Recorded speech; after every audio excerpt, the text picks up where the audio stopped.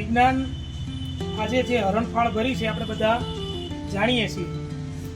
તમે જે ધોરણ 8ના વિદ્યાર્થીઓ છે, તમે યાદ કરો તમારા નાનપણના દિવસો. તમે જ્યારે ભણતા હતા ત્યારની પરિસ્થિતિ કેવી હતી? પહેલા બીજા ધોરણમાં તમે દાખલ થયા હોય ત્યારે તમારી પાસે અત્યારે જેવા ફોન છે, અત્યારે જે સુવિધાઓ છે એવી સુવિધાઓ હતી નહોતી ને?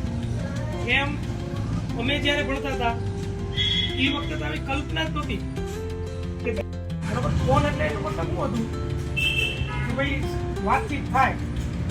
બરાબર, આપણે ત્યાં લેન્ડલાઇનના ડબલા હતા શરૂઆતમાં પહેલા, એ પણ અમે જ્યારે ભણવા બેઠા એ પછીથી લઈને ઘણા વર્ષો પછી એ અમે જોયેલા. શું છે ડ્રોન? શું કરે ડ્રોન? વિડિયોગ્રાફી ને પણ આનું મહત્વનું રોલ શું છે? આ શું કામ કરે છે ડ્રોન? આપણે ઉડશે એટલે ડ્રોન ગમશે.